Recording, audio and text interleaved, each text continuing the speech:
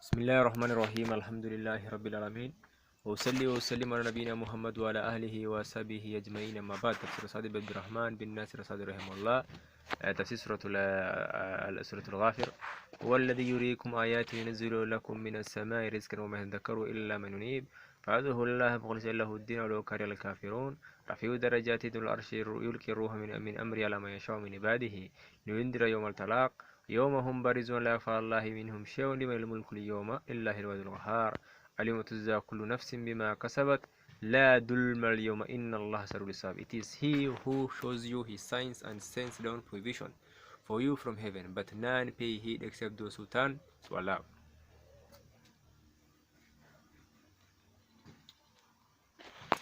So call upon Allah with sincere devotion to Him alone, even though the disbelievers hate it. Most exalted in rank, Lord of the throne, He sends down His revelation by His command to whoever among His slaves He wills, to warn people of the day of meeting, the day when they will be brought forth with nothing of them hidden from Allah. Allah will say, to whom does dominion belong this day? To Allah, the one, the subjugator. Today every soul will be allocated according to what it earned. None will be wrong today, very Allah is swift in reckoning.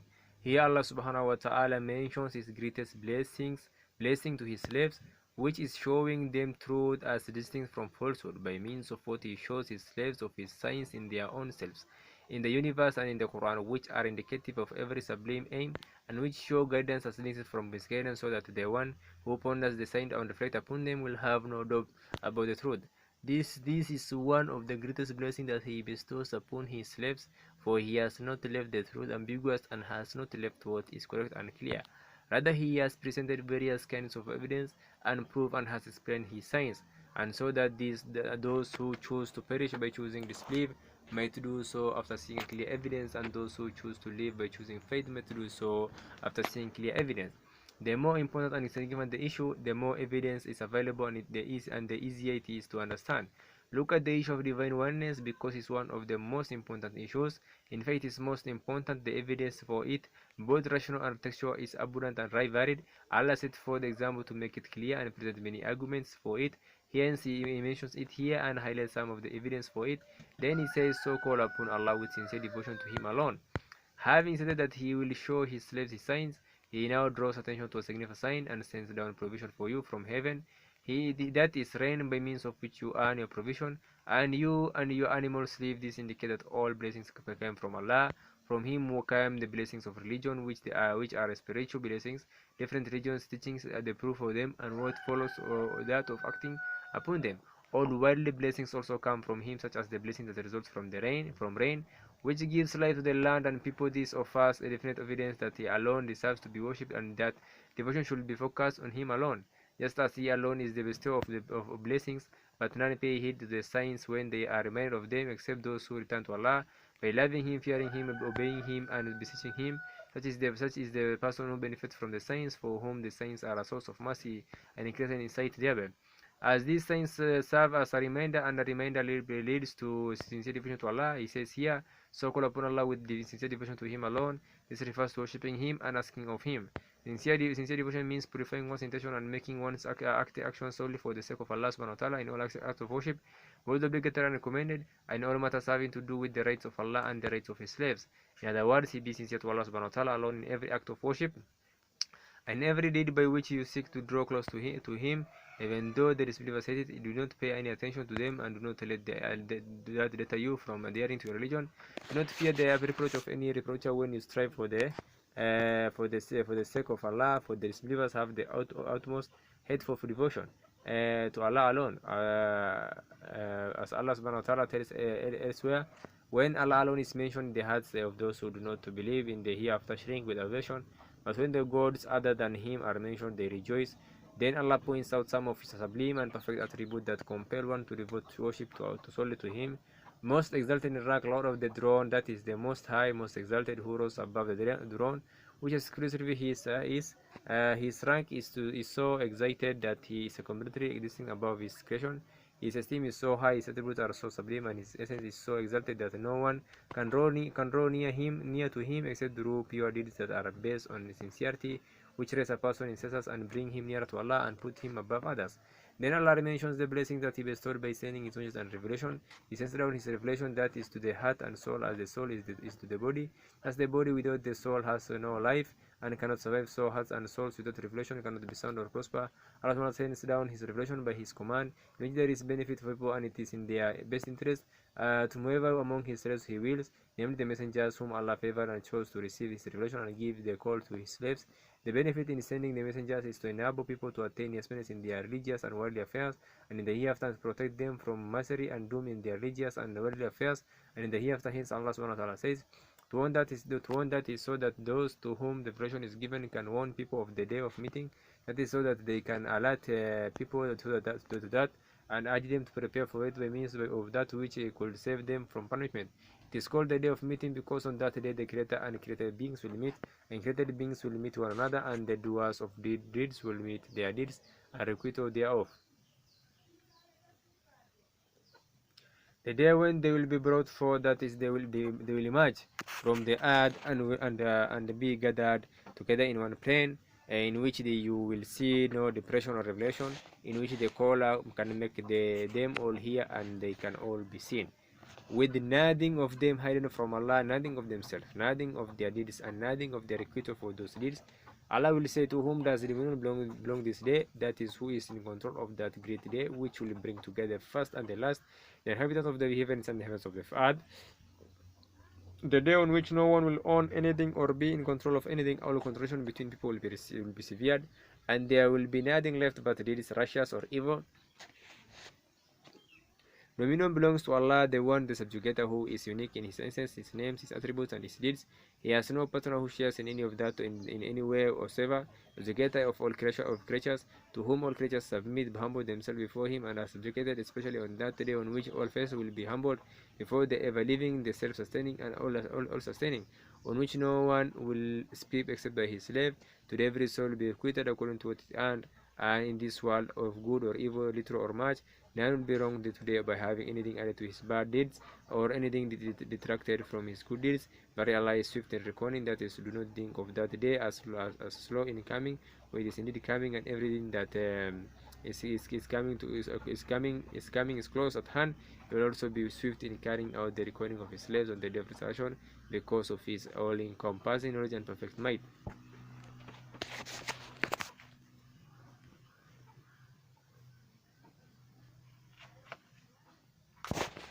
وأنذرهم يوم الآزفة إذ القلوب لدى الحناجر كاظمين ما لدى من حميم ولا شفيع ويطاع يعلم خائنة الأعين وما تخفي الصدور والله يقضي بالحق والذين يدعون من دونه لا يقضون بشيء إن الله هو السميع البصير. Warn them of the imminent day when their hearts will come up into their throats, filled with distress. The wrongdoers will have no close friends or intercessor with whose word may be heeded. Allah knows the state of the eyes and all that the hearts conceal. Allah will judge with equity, whereas those on whom they call besides Him have no power to judge at all. For Allah is the all-hearing, all-seeing. Here Allah subhanahu wa ta'ala says to His Prophet Muhammad sallallahu alaihi wasallam, warn them of the imminent day, that is the day of resurrection, which is imminent and has drawn nigh. For very soon it is terrifying event, troubles and attacks will begin. When their heart will come up into their throats, that is because of terror and distress, their heart will reach their throats, and they will stare fixedly. Filled with distress, no one will speak except one to whom the most gracious gives a permission, and will speak the truth. They will be unable to express what is in their hearts of great terror and fear. The wrongdoers will have no close friend. The word translated here as close friend may refer to a relative or friend. When they say whose word may be needed because the intercessor will not intercede for one who has wronged himself by ascribing partners to Allah. Even if they did intercede, Allah subhanahu wa ta'ala will not be pleased with their intercession, so He will not accept it.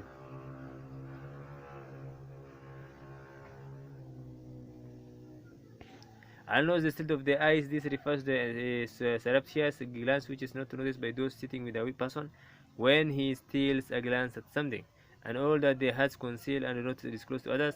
Allah knows that which is hidden, therefore it is more appropriate that He sees and knows other visible things. Allah will judge with equity because His word is true, His religious decree is true, His judicial decree is true, and He encompasses all things with His knowledge and calls all things. He is far above any injustice, shortcomings, or faults. It is He who issues whatever decrees He wills in the universe. For what he wills happens, and what he does not will does not happen.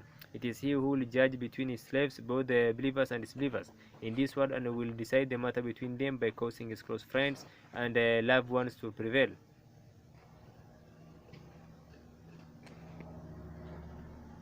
Whereas those on whom they call besides him, this includes every that is worshipped besides Allah, have no power to judge at all, because they are helpless and have no will or ability to do good. Very Allah is the all-hearing, who hears all voices in different language, expressing different needs, all seeing, who sees what has happened and what will happen, what we see and what we do not see. What they know and what they do not know, Allah says at the beginning of these two verses, warn them of the imminent day. And then he describes it in a manner that dictates that we must prepare for the tremendous day, because this description speaks in a way of motivation and warning.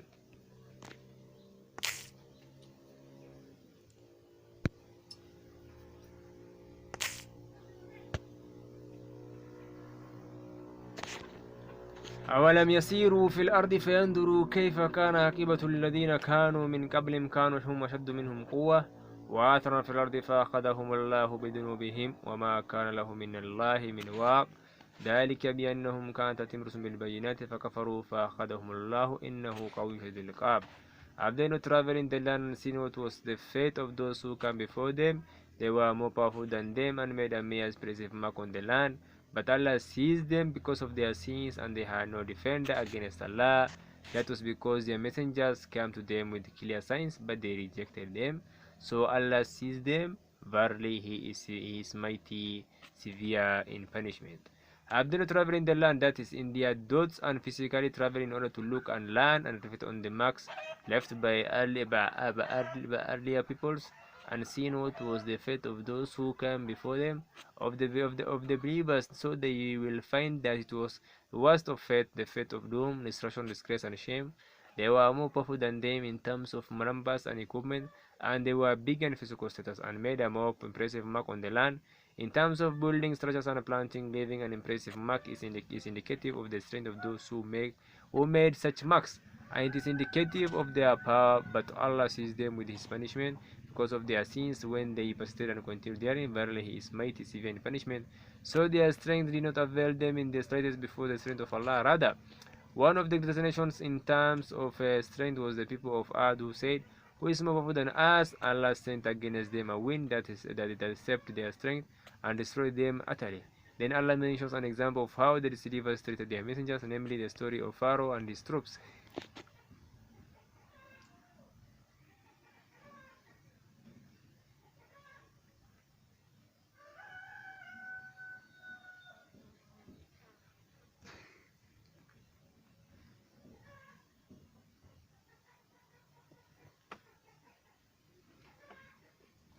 وقد أرسلنا موسى بآياتنا وسلطان مبين إلى فرعون وهامان وقارون فقالوا ساحر كذاب فلما جاءهم بالحق من عندنا قالوا اقتلوا أبناء الذين آمنوا ما هو استحيا نساهم وما كيد الكافرين إلا في دلال.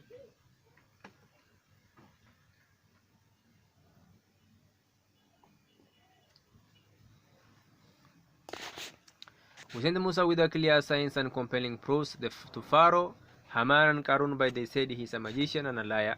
But when Musa brought the truth to them from us, they said, "Kill the sons of those who believe in him, and let their women folk live. The schemes of the disbelievers are always born to fail."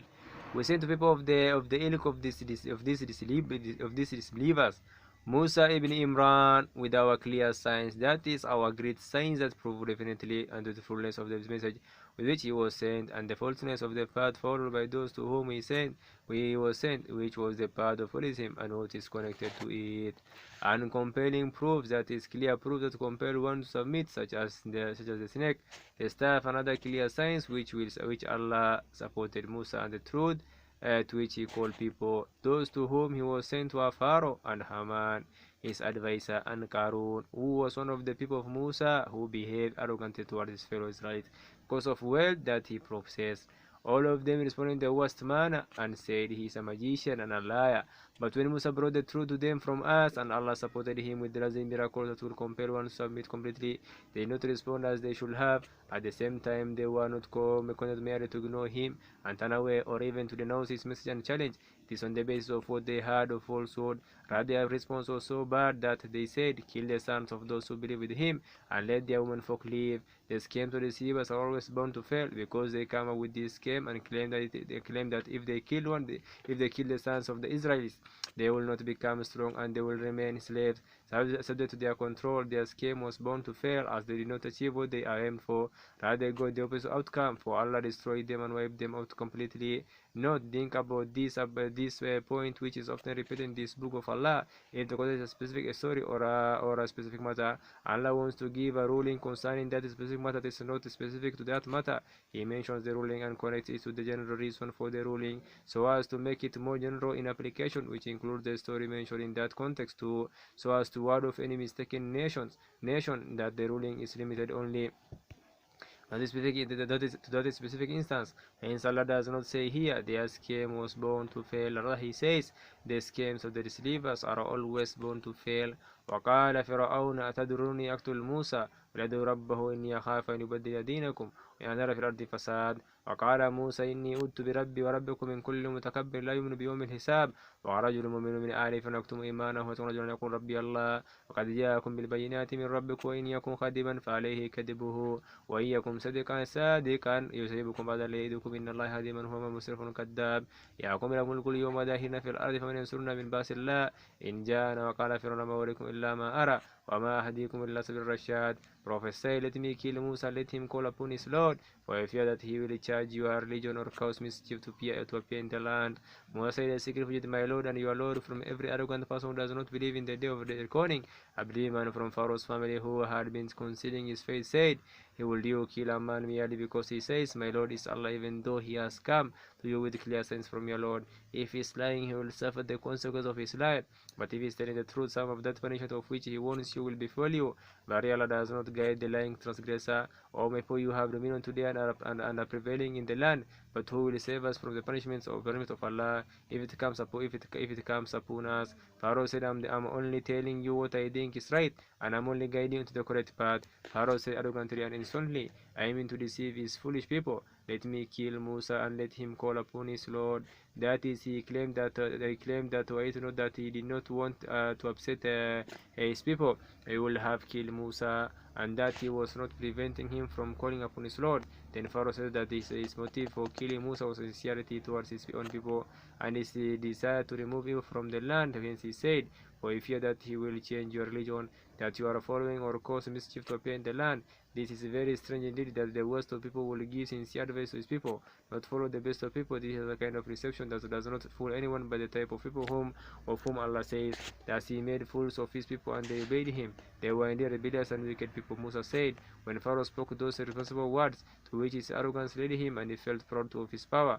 And Abel Musa said, seeking the help of his Lord, I salute my Lord and your Lord, that is, I seek protection in his lordship, by which he is in control of all things, from every arrogant person who does not believe in the day of reckoning. That is, whose arrogance and lack of belief in the day of reckoning prompt him to commit evil and spread corruption. That includes Pharaoh and others. By his kindness, Allah subhanahu wa ta'ala protected Musa from all arrogant people who did not believe in the day of reckoning, and he made available to him the means by which the evil of Pharaoh and his chiefs was warded off from him. One of these means was this believing man who was from the family of Pharaoh, a member of the royal household who must have had some influence, especially since he acted as if he was arrogant with them, and he concealed his faith because they were accustomed to showing respect to him in a manner that they will not do if he openly disagrees with them. Similarly, Allah protected his messenger Muhammad from Quraysh by means of his paternal uncle Abu Talib, because Abu Talib was held in high esteem by them and he followed the same religion as them. If he had been Muslim, he would not have been able to protect him in that manner. That wise prudent guided the believing man said, criticizing the actions of his people and highlighting the aberrant nature of what they had decided to do, will you kill a man merely because he says, my Lord is Allah? That is, how can you regard it as possible to kill him when all he has done is to say, my Lord is Allah, and he did not merely say words without presenting proof? Hence he said, even though he has come to you with clear signs from your Lord, because his proof was well known to them all, young and old alike, In other words, such a man does not deserve to be killed. So before you do that, why do you not try to prove that he brought of truth is wrong, and respond to his proof with proof of your own to refute it? Then after that you can see whether he deserves to be killed or after you defeat him in argument or not. But as his argument is well founded and his proof is very clear, then there is no way that it could be permissible to kill him. Then he presented to them a rational argument that could convince any rational person, no matter how you look at it, and he said if he is lying he will suffer the consequence of his lie, but if he is telling the truth, some of that punishment of which he warns you will befall you. That is, Musa can only be one of the two things: either he is lying in his claim or he is telling the truth.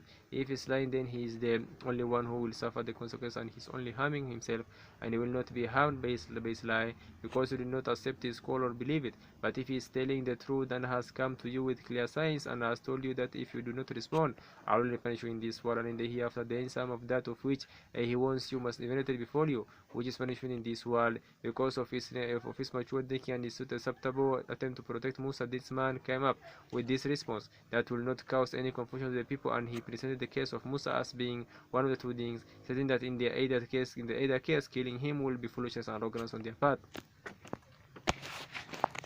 Then he, may Allah be pleased with him and make him pleased, and may he forgive him and have mercy on him, moved on to a matter that was more sublime, and explain how close Musa was to the truth. And as he said, but Allah does not guide the lying transgressor, that is, the one who oversteps the mark by shunning the truth and turning to falsehood, who lies by blaming his transgression on Allah and saying that he told him to do it. Allah will not guide such a person to the right path, either in what he is trying to achieve or in his argument for what he is doing, and he will not be guided to the right path. In other words, you have seen what Musa calls you of the truth, and how Allah helped him to call people to the truth and present rational proof and divinely granted miracles to support it. The one who is getting this manner cannot be a transgressor or liar. This is indicative of his knowledge, reason, and knowledge of his Lord. Then he warned and advised his people, and led them to the punishment of the hereafter, and told them not to be deceived by what they had of power and opinion. As he said, O my people, you have dominion today, that is, in this world, that are prevailing in the land over your object, over subject, controlling them as you wish. But assume that you achieve what you want.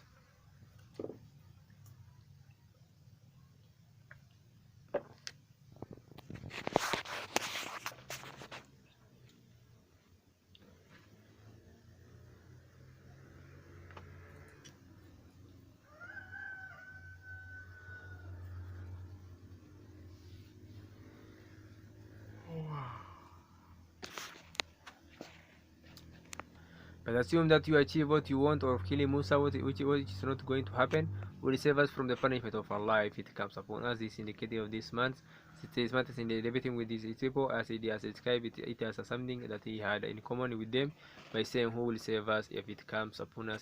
This was in order to make them understand that he was as sincere towards them as he was to himself, and that he wanted for them what he wanted for himself.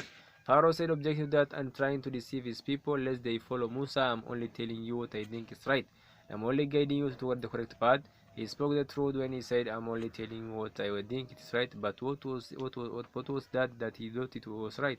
He thought that what was right was to think of his people as foolish, and they should follow him so that he could be their leader, even though he did not think that he was in the right. Rather, he thought that Musa was in the right, but he denied it even though he was certain that it was the truth. However, he was lying when he said, I'm only guiding you to the correct path, because that was the opposite of the truth. If he had only instructed them to follow him in his belief and in his guidance, his evil would have been less. But he instructed them to follow him, and he claimed that by doing so they will be following the truth, and that if they actually follow the truth, they will be following his guidance.